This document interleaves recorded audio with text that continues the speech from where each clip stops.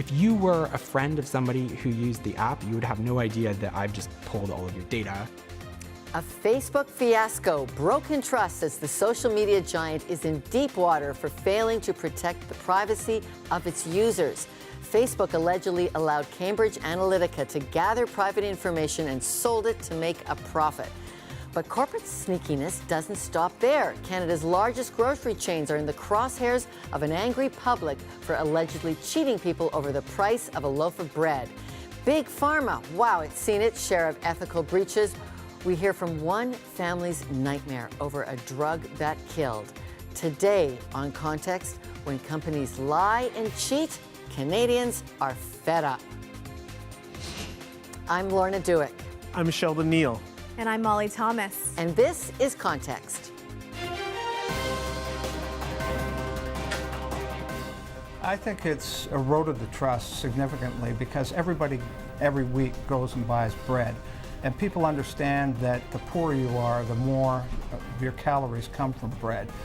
What is price fixing and just how rampant is it in Canada? Sheldon Neal speaks to one lawyer representing one of the plaintiffs suing Loblaw's chain and bread maker, George Weston Limited, to find out more. Canada does have an approach to bread price fixing. James Bander of UBC talks about the example our country is for other nations. 27 drugs have been taken off the market in Canada since 1997 for injuring and killing patients. And still ahead, a father's passion to find out how and why his 15-year-old daughter died right in front of him of heart failure after taking the drug Propulsid. How can we be sure our milk and eggs are fairly priced? How do we build back trust with big companies? Sylvain Charlebois, Dean of the Rowe School of Business, is here with that. Well, let's talk about all of these problems. Sheldon, let's start with Facebook. That's right. People worry their privacy has been sold. What's at stake here? Well, news, Lorna, 50 million people having their Facebook profiles harvested or data mined, if you will, by a company, Cambridge Analytica, which is really at the center of this, has Facebook against the ropes, raising all types of questions of data protection, data sharing. And at the center of this is Canadian whistleblower Christopher Wiley, who actually used to work at Cambridge Analytica, who really brought this story forward. And what's really big is the political tones.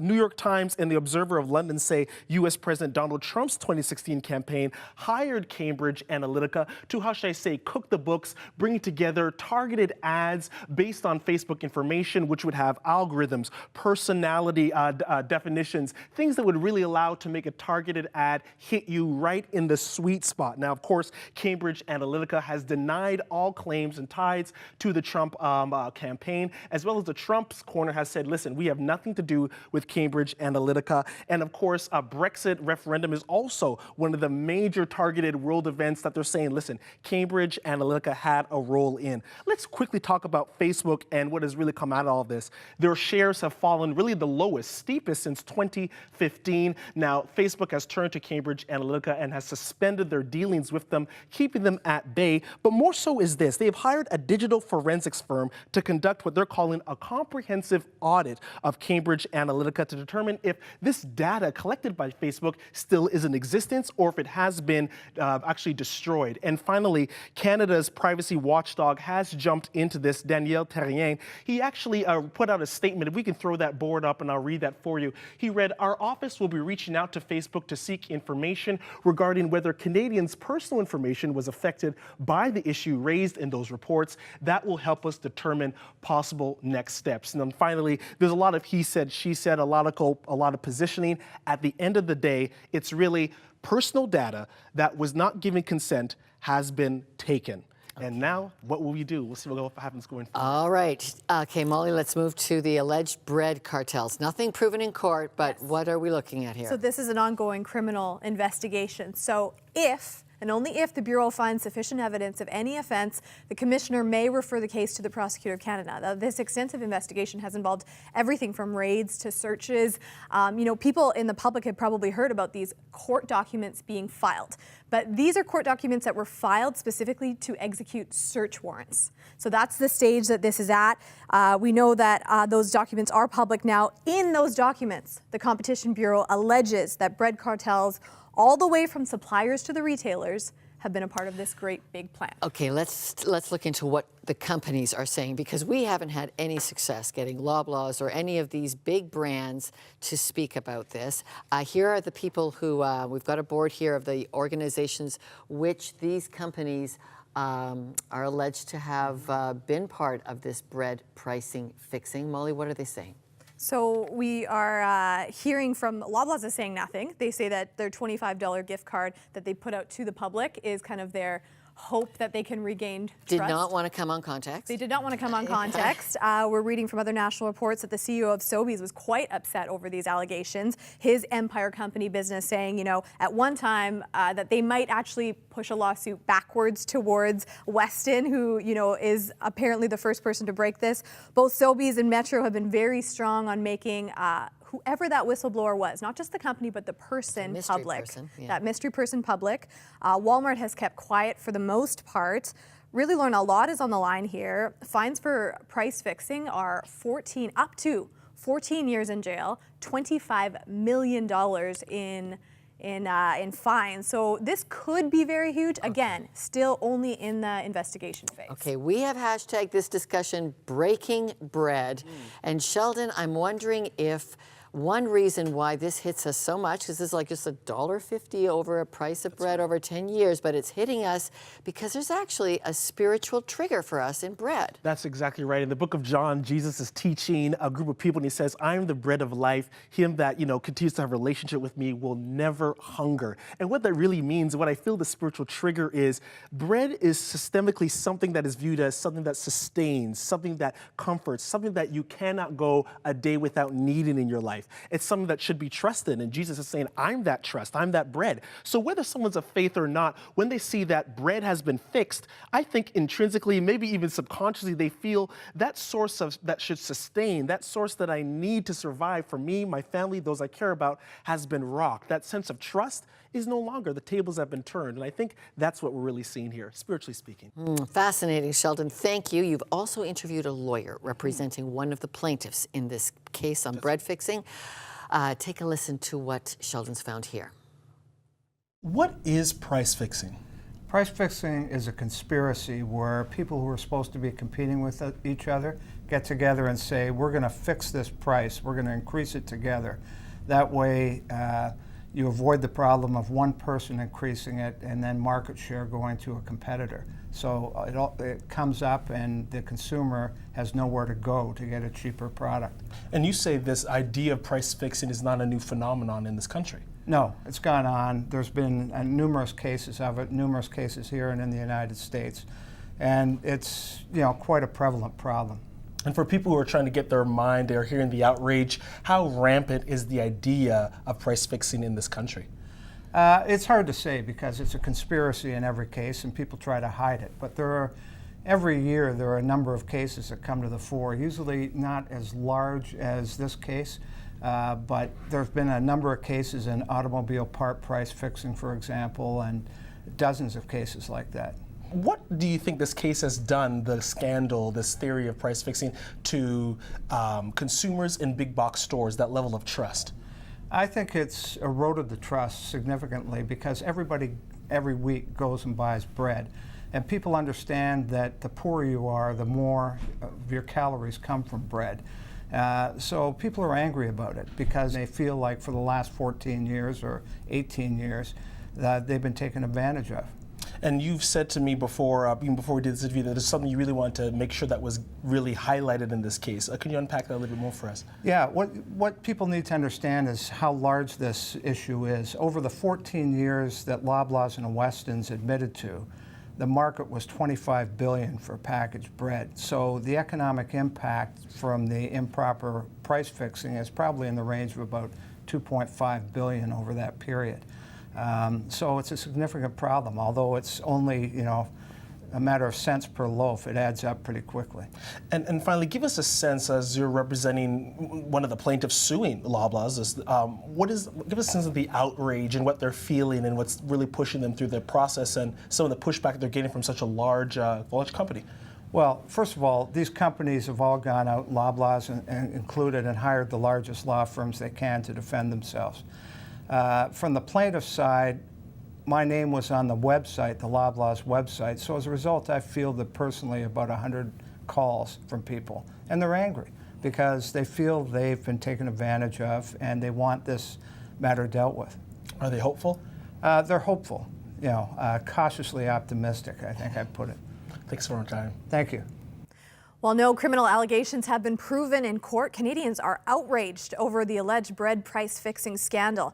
How do big companies build back trust? Joining us now is the Dean of the Rowe School of Business at Dalhousie University, Sylvain Charlebois. Research areas involve food distribution, food policy, and food security. Sylvain, are customers justified in feeling ripped off here?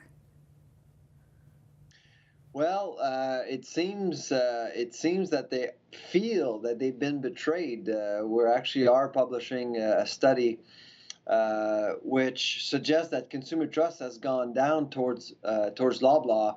What we actually did was last fall we collected data around consumer trust on a variety of businesses, including Loblaw and Sobeys, and we went back after the bread scandal erupted back in December. We went back to the market and basically collected more data and realized that the needle did move between November and March. So people feel more betrayed. They feel that that Loblaw is less trustworthy, whereas in Sobeys' case, it's actually the opposite. Slightly, Sobeys has gone up on our index by about 1.26%, and Loblaw went down 10, which is massive. Very interesting. With those mixed feelings, I mean, what assurances do we have that our butter, our milk, other staple foods are actually fair priced here in this country? Well, that's really the question. You see, back in December, Loblaw's $25 gift certificate overpowered all of the narrative around collusion and price fixing and what actually happened for 14, 15 years. A lot of people actually do have questions, and there's been few answers provided, really. Nobody really knows for sure what's going on or what actually happened. The investigation is still ongoing, but people were fixated on that $25. And what I think is happening now with Loblaw is that $25 gift certificate campaign is backfiring because they seem to be overzealous in terms of asking more questions, and it's making a lot of people feel uncomfortable. And if you do receive your $25, well, you get no apology. You get just a letter written by counsel explaining how the compensation actually works. So there's no compassion, no empathy at all. And frankly, for Canadians, I actually do think that consumers are expecting something different. Yeah, I just spoke to a gentleman yesterday who was telling me, I'm not sending my ID and I'm just not going to shop at Loblaws anymore. I want to ask, if this does go to court, if there are criminal convictions here, the penalties are stiff, right? Up to 14 years in jail, $25 million in fines. But when we look back at the past, where there have been cases like Hershey, like Quebec gas companies that have done the same thing, they've got quite a bit of leniency. So do we need to hammer down harsher on penalties here? Well, penalties are one thing, but who's going to go to jail? I mean, if you actually look at the ITO that was released by the Competition Bureau, to me at least, it's unclear how things were working out at retail amongst the five involved: Giant Tiger, Walmart, Sobeys, Metro, and Loblaw. Really, it's unclear. And if someone is responsible, who is responsible, and who should go to jail if someone goes to jail? At wholesale, though, things are very different. You got two players, Canada Bread and Weston, and the evidence appears to be quite strong. So I wouldn't be surprised to see penalties upstream, but at retail, and they're the ones really carrying the brands. I think the case is going to be very difficult to prove. So then, should we expect to be able to trust companies? Well, it's a good question, and I know that a lot of people are starting to wonder whether or not there's collusion elsewhere in the grocery store. I myself was shocked to hear in December that there was collusion in the industry. I've always felt that people were doing the right thing, and competition prevails in Canada. Unfortunately, it wasn't the case. I think Canadians actually have every right to wonder whether or not there's some collusion elsewhere. That being said, I actually do think that companies have to show more transparency, more empathy and compassion moving forward, starting with Loblaw. I mean, Loblaw is number one in the marketplace. They need to set the tone here. All right, Sylvain, thank you so much for your time today. No problem. That was Sylvain Charlebois, an expert on food distribution, food policy, and food safety. He's also the dean of the Rowe School of Business at Dalhousie University. Despite the outrage over an admitted scheme to fix the price of bread, James Bander of the University of BC says Canada's system largely works. Sheldon Neal has that next. Where do we go when we die? Would you want to orchestrate your death if you had an incurable disease by euthanasia? Jesus told us about heaven. Is it real? Some of life's biggest questions answered on our Context Easter show. Is price fixing a problem in Canada? Well, one man says Canada's approach works well and stands as an example to the rest of the world. James Brander, professor in international business and public policy at the Sauder School of Business, joins me now from Vancouver, British Columbia. Well, let's start here. Is price fixing a larger problem in Canada than we realize? I don't think it's a larger problem than the authorities realize. I think we have a pretty good idea of how much price fixing goes on. It's often hard to prosecute, but I think we have a pretty good handle on what's happening. And now, what is the overall cost to consumers? Break that down for us. I've actually tried to do some calculations. It's probably hundreds of millions of dollars a year, but compared to the overall size of the economy, that's small. So the raw numbers look big, and in any of these cases, like the bread case, the raw numbers will look big. But compared to all the transactions that occur, it's actually, as I say, a fairly small part of overall activity. Now, you say Canada's approach to price fixing works well, and Canada remains somewhat of an example, comparatively speaking, to the rest of the world in this area. If this be the case, I'm curious, why are so many people outraged? Well, the individual cases always sound bad. It's like with any crime. The crime always sounds bad. Murders sound bad. But if you look at the overall comparative performance of different countries, I think Canada does very well. Just, as I say, just like with murders happen in Canada, and that's very bad. People are quite rightly outraged. But in fact, Canada's record of preventing murder is pretty good, just as Canada's record of preventing price fixing is also pretty good, even though bad cases do occur. And do you understand the outrage, though? I'm wondering on the side of the consumer that, trust has been broken. They're going to a source they think has been on their side for such long, and suddenly there's a changing of the guard, if you will. Yeah, I can certainly understand it. I feel the same way myself. It is frustrating and disturbing to think that companies are getting together and engaging in illegal activity to raise prices.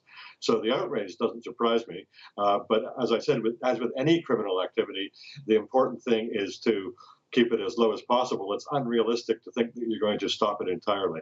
Lastly, James, you say there's not enough enforcement effort. So what do we do to ramp it up, and what does that look like? Well, the principal enforcement agency in Canada is the Competition Bureau, and its budget has actually been declining. It generates more money in fines than it actually gets as its budget. That money just goes to the government. I personally would favor more money going to the Bureau and more active enforcement. I think they do a good job with the resources they have. James Brander, thank you for joining me. My pleasure. That was James Brander, professor in international business and public policy at the Sauder School of Business. He joined me from Vancouver, British Columbia. I was so shocked that there were so many secrets and that people didn't know the risks of drugs. One father's passion to find out why and how his daughter died after taking medication for digestion. That's still ahead. Where do we go when we die? Would you want to orchestrate your death if you had an incurable disease by euthanasia? Jesus told us about heaven. Is it real? Some of life's biggest questions answered on our Context Easter show. Vanessa was 2 weeks short of 16 years old. She was described by one of the doctors who saw her 4 days before she died as the picture of perfect health with peaches and cream skin complexion. But she had had a problem throwing up after meals for a little bit over a year. And so her doctor had given her a prescription drug called Propulsit, and she had used it on or off for the previous year. But we came home that Saturday, and she came to talk to me, and I said, "Not now, Vanessa, I want to," because I knew she wanted to negotiate her evening out. So this is a 15-year-old girl negotiating her Saturday evening out. And I said, "Not now, if you just, let's talk about it later." And she jumped up to go upstairs, and it was like a giant hand pushed her body down to the floor. She just fell to the carpeted floor, dead. Her heart stopped. That was 2000 when 15-year-old Vanessa died after taking the unsafe medication.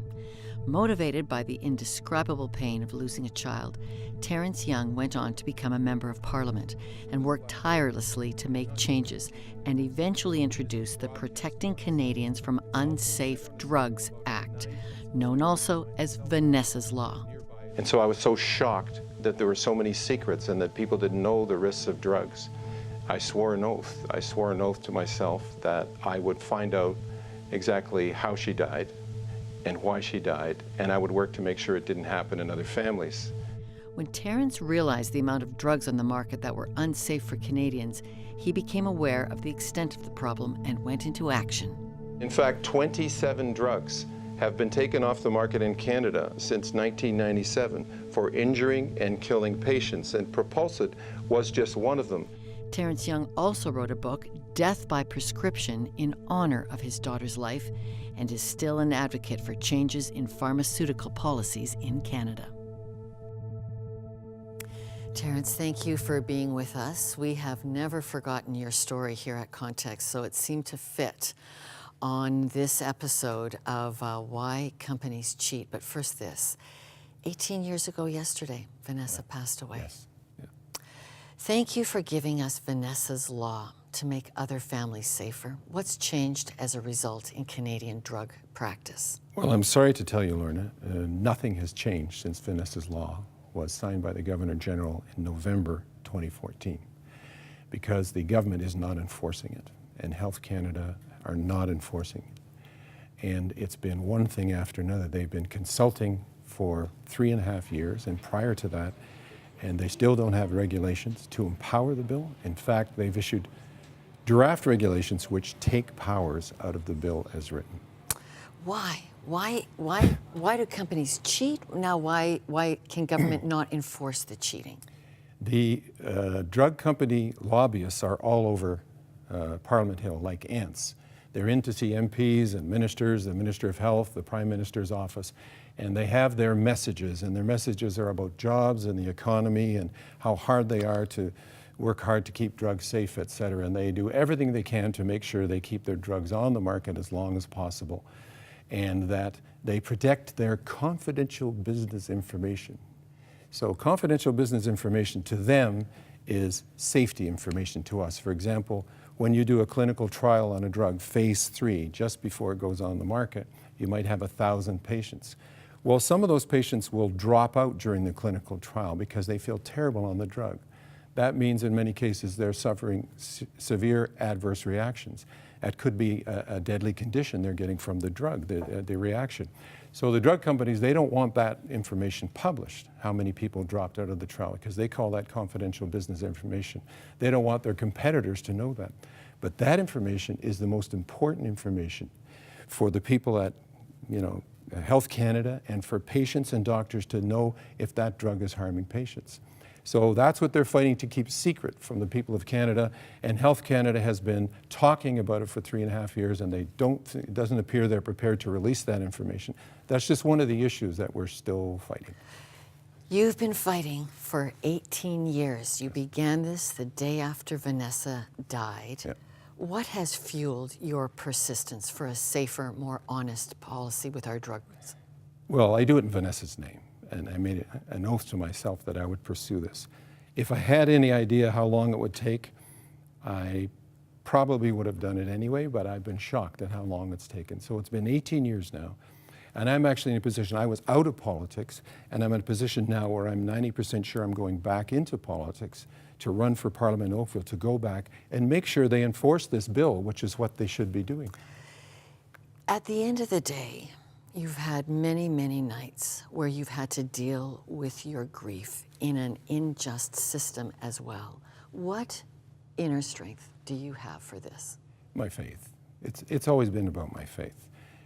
If there isn't more good in the world than bad, life doesn't seem like it's worth living, but I firmly believe it is. I think evil just gets better publicity. And so, but there are so many people that are trying to make a difference. I've seen them. I'm proud to be one of them.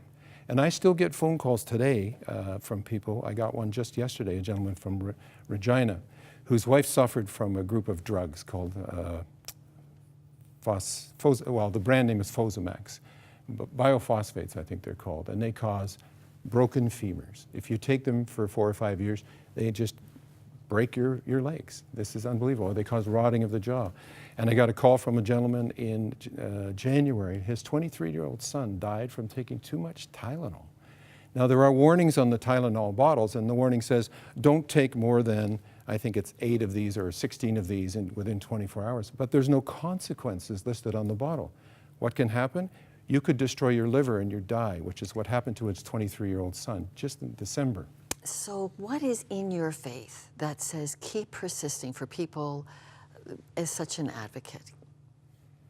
Well, I think it's an honor if you have an opportunity in life to make the world a little bit better. And you can create those opportunities if you listen to signals you get. And I've heard them my whole life in my own home and in church and elsewhere. If you can make the world a little bit better, it's a wonderful thing. So musicians do it by making beautiful music, and writers do it by writing beautiful stories and books. And so this was my talent, this was my skill, so I had to do it. And has God comforted your grief? Yes, yeah, You and Gloria? Yeah, very much so, yes. Yeah. I made an agreement with God. I made a deal with God when Vanessa died, that if I do this work, I get to see her again one day. Heaven. The hope of heaven. Terrence Young, thank you for fighting for a safer drug climate for all of us. Thank you.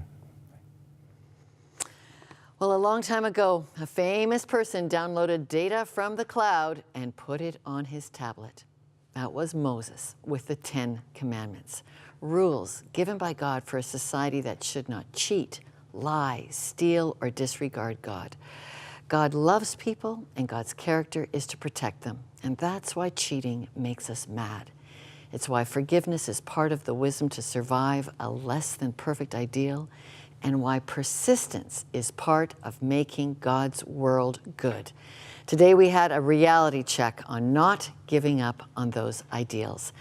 Read more about our guests today, about Terrence Young's fight for drug safety and other stories at contextwithlorna.com. And for all of us, thank you for joining us. Share your stories with us online or give us your comments on what we learned today. Thank you.